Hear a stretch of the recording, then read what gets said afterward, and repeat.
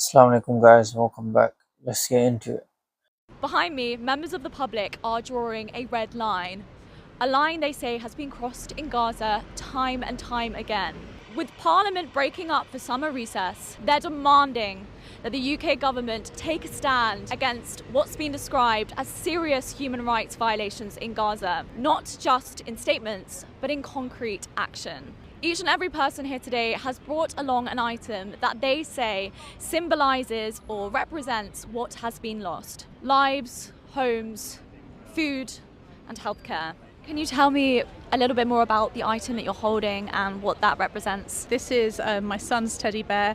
I'm also about to become a mother again, and so for me it's about coming down and solidarity with the mothers in Gaza, and I've brought it as a representation of the children who have been killed and targeted in Gaza at the moment. Because what's happening at the moment is just horrific. It's beyond words, and it's really devastating to be able to see and feel quite powerless about what's happening. But actually coming together with everyone here today really demonstrates people power, and the more we do that, it's really important so that our government hopefully listens and takes action. Can you tell me a little bit more about what a red line means in the context of Gaza? I think red lines, to be honest with you, they don't seem to exist anymore. They haven't probably existed in the whole duration of this conflict, in my opinion anyway.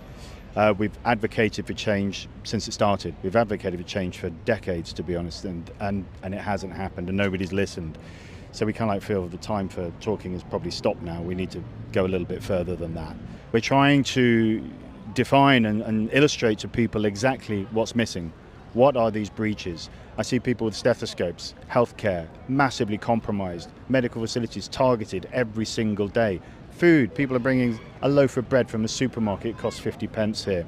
Out there, it's almost not obtainable, and just trying to retrieve that sort of item, you risk your life.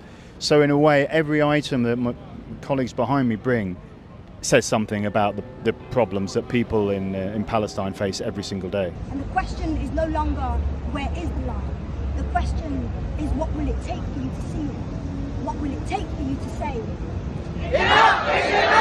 My name's Amira Saleh. I'm a spoken word artist of Yemeni descent. Do you think poetry has a specific power now in this moment? And do you think it has the power to go beyond conversation in terms of the context of Gaza? I think poetry reminds us that we're human, and it allows it to move away from just a conversation on a surface level to me reaching to you with a story. I'm hoping it touches a few people within government, because it's a reminder that they have a job, but they also are a person and they feel stuff. So I'm hoping that it allows them to remember that we're here, and we're here to stay as well. I think that's important. We're still in a situation where a classroom full of children are dying every day. We're still in a situation where children are starving. We're still in a situation where hospitals are being bombed, where aid workers are being killed. The reality is that statements are one thing, but we need to see more tangible action from governments to end this, because the reality is that words alone. You know, I want to add a little comment there and say that, people out there, they're protesting and everything, they're doing what they can, you know what I mean? So, obviously there's a red line. I believe it's gone beyond the red line, And the people holding bread, they would just take things for granted, you know what I mean?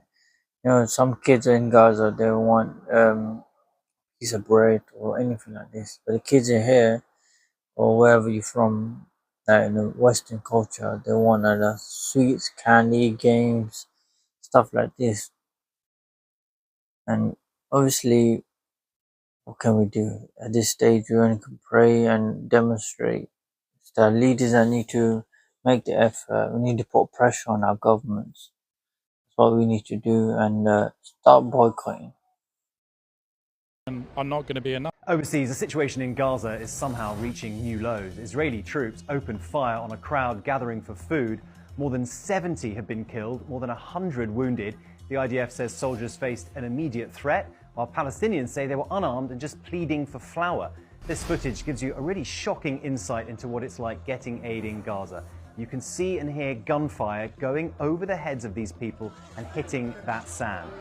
Israel is now expanding its ground operation, but humanitarian groups have been sounding the alarm for months over the lack of food and medicine. Our phones. The audacity, the belligerence, the arrogance of countries to think that this is acceptable. This is the new precedent that we're setting for the globe. If we don't rise up and stop Israel from committing this horrific genocide in plain day, what is next? What message is that telling the other countries of the world that they can do lawlessly? Does law mean nothing? Does human rights mean nothing? This is a moment that is a testament to the human race. If we do not band together and do everything that we can, like Jeremy Scales said, what will be next will be even worse. And I don't want to live in a world like that. And I don't think any of us do. And so we have to motivate each other to stop this atrocity, because it's the worst thing I've ever seen. And every day people die needlessly. And every victim of this genocide is a whole world lost. And I don't want that on my shoulders. I don't want the blood on my hands anymore as an American citizen. It's my government subsidizing this, and I cannot sit idly by and watch this for one more day without shouting from the rooftops, stop it, stop. The only solution is a complete and total end to this horrific policy, sanctions on Israel, accountability for all of the war criminals, mass re-education of the horrific genocidal mentality and mania that has taken over Israeli society, and a full democratization of the state, integration of the Palestinians as equal players. That, and only that, is when we can see true peace come to Palestine, Israel, and the Middle East at large, because we know that this is the crux of so much tension and strife in the region. You know, law means nothing to them, because Zionists believe that they're the chosen people. You know what I mean? God chose us above anyone else. That's the mentality that they have. And who are we? Who are the international? Or who's the ICC? Who are these? Who are you to basically tell us what to do? That's the mentality. You know what I mean? But I think this is the flaw as well. If you correct me if I'm wrong, but if God the Almighty chose certain people to be the chosen people and the rest to be, you know, evil, I guess, or Amalek or whatnot, you know, how that makes sense? You know what I mean? And we all chosen in our own way. I mean, did God not create us all for a reason? You know, not just to be or slaves or the people Amalek that be slaughtered by the Jews or the Zionists or whatever you want to say. It all makes sense. If you look into it, the Zionists or the Judaism, they're very, how do I say, very secular. You know, they don't want anyone else to join the group. You know what I mean? If it's a religion of God, wouldn't you want people to join? You know, since it's the truth, it doesn't make any sense to me. I'll be honest with you.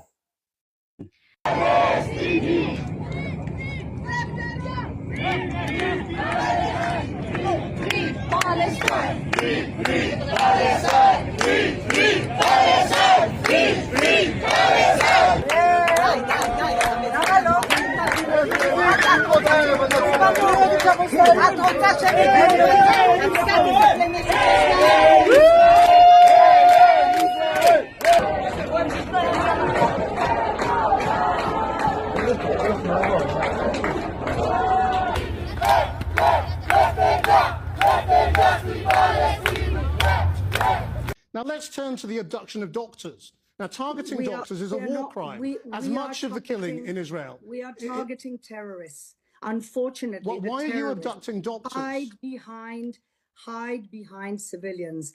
We have seen, unfortunately, that hospitals are used as terrorist sites. You know that. It's been proven. Well, don't tell me what I know. I mean, you make all sorts of allegations. The reports, yes, such as your allegations, there's also allegations, and ultimately we have shown the world that there are tunnels under hospitals. We have I'm talking about the doctors. I'm not talking about the tunnels. I'm talking about the doctors who were being abducted. Gaza doctors were involved in the killing of hostages. Well, they're not so-called doctors, they are doctors. So-called Gaza doctors have been hiding terrorists in tunnels beneath hospitals. So I don't know. I'm not part of the intelligence community in Israel. Do you have any evidence for that? Has been taken, but I'm sure it'll be proven soon enough that this doctor was also involved in terrorist activities, as most doctors in most hospitals in Gaza, unfortunately. Well, a lot of those doctors have been released, having been abducted and taken off to be tortured. They've then been released. So perhaps they weren't terrorists after all. You have no evidence of what you're currently accusing Israel of. And maybe, just maybe, they gave some important information to Israel where they could arrest more terrorists. How about that? So you think it's a legitimate tactic to arrest doctors and question them? If you think there is a terrorist... In case they have information. About, not in case, I'm sure there's plenty of intelligence. When people are taken for questioning, they're questioned because there's something about to happen. And that information could save lives. That's what Israel has always done. And that's what any normal country would do to defend its citizens. Some of these evangelicals are saying, enough, we're not happy. And that's a big problem for Netanyahu, and it's a big problem for Trump. What's been also a bit of an interesting development that we've been seeing over the course of the last week is the criticism of Israel coming out from some of the MAGA's evangelical wing because of a wave of violence that we've seen against Palestinian Christians in the West Bank and a Palestinian American brutally killed by settlers. And the other thing was an Israeli airstrike which struck Gaza's only Catholic church, which the IDF said was unintentional. Who would have thought that Trump's ambassador to Israel, Mike Huckabee, coming out and saying this violence, against Americans and Palestinian Christians is too much? It is an act of terror, and it's a crime. It should be consequenced, and it should be consequenced harshly.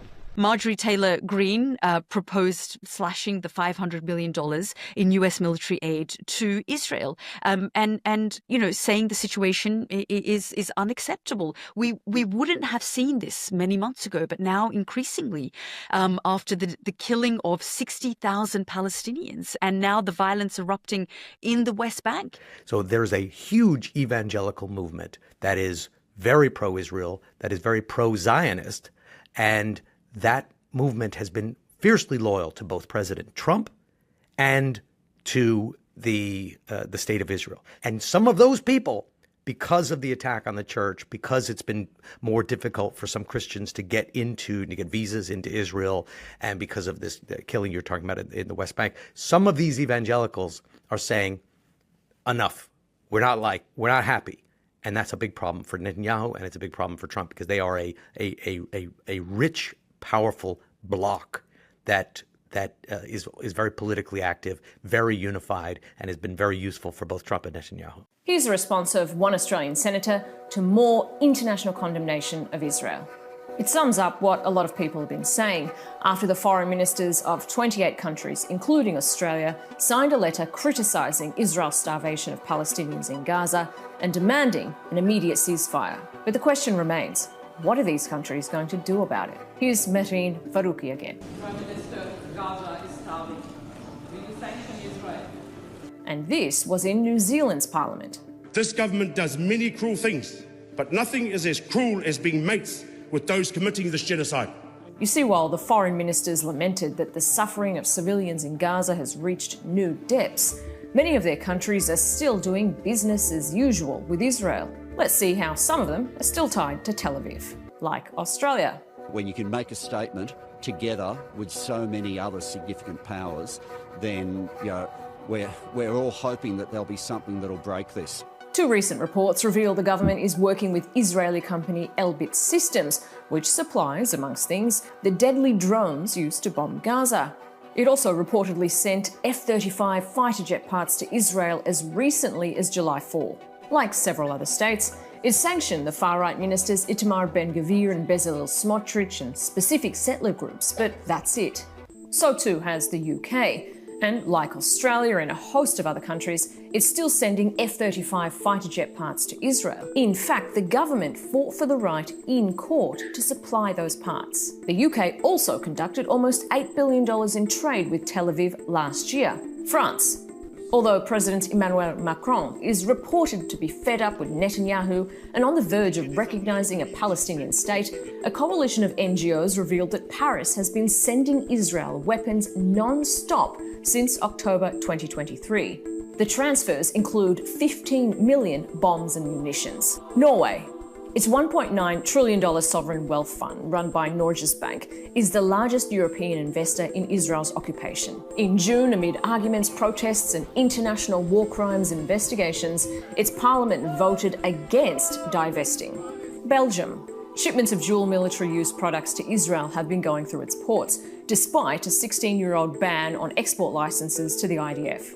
In a recent landmark ruling, a court blocked a shipment of components for Israel's Merkava tanks and Nama armoured vehicles that's sitting in Antwerp. It also found that the Flemish government that manages the port has systematically failed to uphold its legal obligations under the Genocide Convention. Back to that foreign minister's statement on Gaza. It's not the first time that's happened. And all the while, these states have resisted pressure to commit to an arms embargo, to downgrade diplomatic ties, issue broader sanctions against the Israeli state, including against the man who leads it, or even condemn Israel's actions in Gaza as a crime against humanity. So what many observers see is just an increase in rhetoric, and not an increase in what Palestinians are crying out for: action.